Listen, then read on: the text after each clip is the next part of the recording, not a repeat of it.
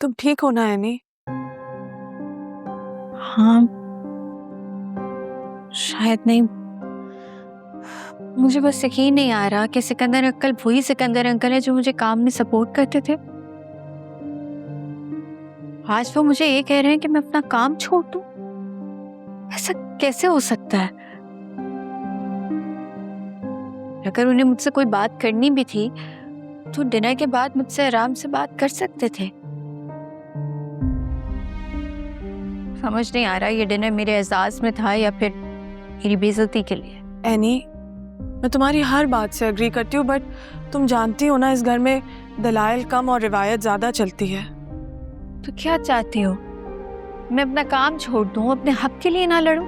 कभी कभार लड़ाई जीतने से ज्यादा रिश्ते बचाना अहम होता है। हाँ, लेकिन ये रिश्ता करने से पहले उन्हें पता था कि मेरा काम मेरे लिए क्या अहमियत रखता है और मैं अपने काम को नहीं छोड़ सकती। पता नहीं क्यों सब मेरा पॉइंट ऑफ व्यू समझ ही नहीं रहे हैं। लेकिन एनी, इस सब में जावियार का क्या कसूर है? तुम जानती हो उसने तुम्हारे लिए क्या नहीं किया। सबके सामने उसने तुम्हारी इज्जत रखी है और अभी भी अंकल को वो अकेले फेस कर रहा है। तुम्हें क्या लगता है, क्या ये सब उसके लिए इतना आसान है?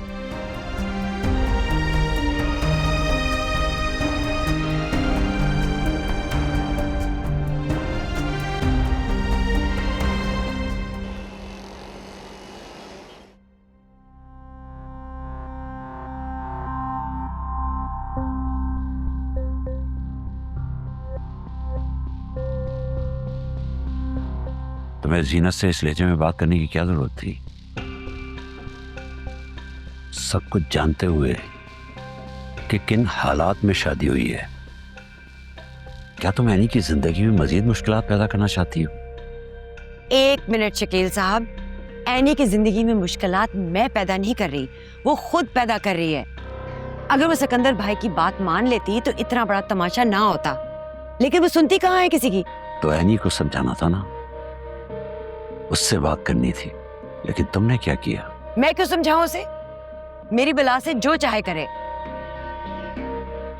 मेरे ख्याल से तो सही हुआ है। उसके वहां रहने के आसार नजर नहीं आ रहे और सिकंदर भाई की तो बातों से लग रहा था कि उन्हें बड़ी घरेलू बहू चाहिए, हमारी निदा जैसी। अच्छा, तो तुम सोच रही हो कि एनी उजड़ के इस घर में वापस आ जाए और तुम्हारी बेटी बहू बनकर वहां चली जाए? हाँ, सोच रही हूँ, और क्यों ना सोचूं। एनी तो नाशुक्री है, वो जावियार जैसे लड़के को डिजर्व करती ही नहीं है। उसके लिए तो फैजी ही ठीक था, 2 नंबर ही सही था, लेकिन उसके सारे नक्शों को तो झेल रहा था ना। दिमाग खराब हो गया है तुम्हारा, पागल हो गई हो तुम। मैं पागल नहीं हुई, आप अपना दिमाग इस्तेमाल नहीं कर रहे। मुझे अफसोस हो रहा है कि मैंने अपनी आधी जिंदगी तुम जैसी औरत के साथ गुजार दी। लो, ये अच्छा है, ले दे के मुजरिम मैं ही ठहरी। लेकिन एक बात मेरी कान खोल के सुन लें, वो लड़की वहां बसने नहीं वाली। ये आप लिख के रख ले मेरी पेशन गोई। हाथ धो के सारे मेरे पीछे ही पड़े हुए हैं। हाँ।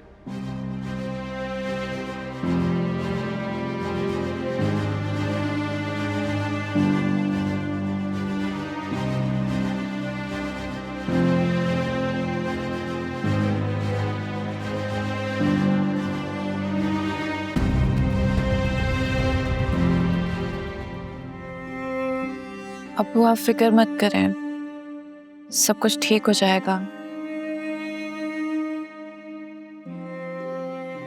एनी बहुत समझदार है, वो सब कुछ संभाल लेगी। मुझे कुछ संभलता हुआ नजर नहीं आ रहा बेटा।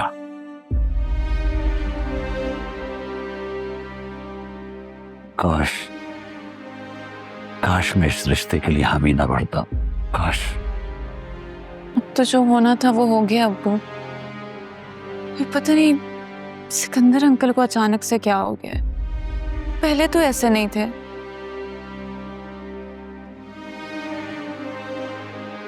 जावियार को लेके शायद सिकंदर के कुछ और प्लान्स हैं। मैंने एनी और दोस्ती दोनों को आजमाइश में डाल दिया।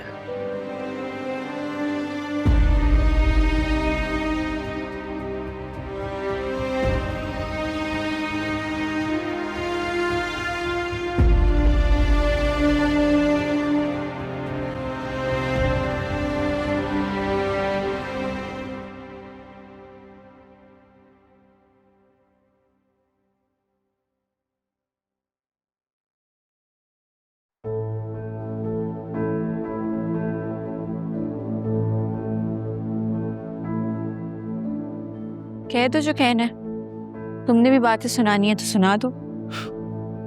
कोई फायदा होगा? तुमसे बात करने से बेहतर है किसी दीवार से बात कर लूं मैं।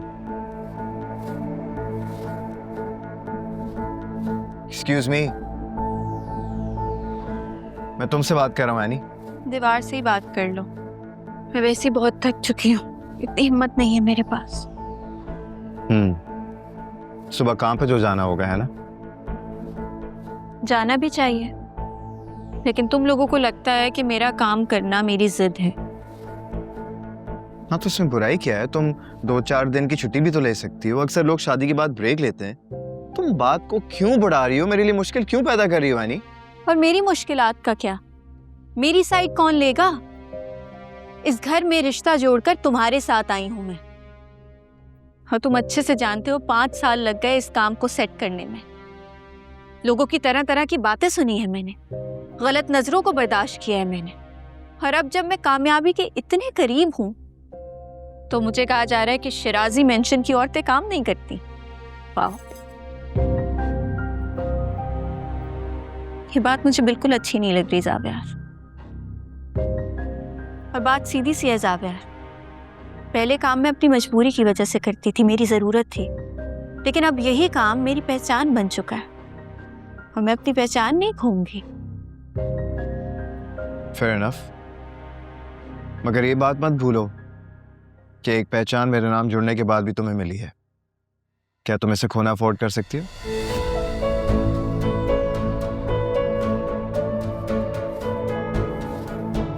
क्या हुआ? कोई जवाब नहीं है तुम्हारे पास? जवाब तो बहुत है, लेकिन देना नहीं चाहती। ठीक है, फिर तुम वो करो जो तुम्हारे दिल में आए। मेरी बात पूरी हो।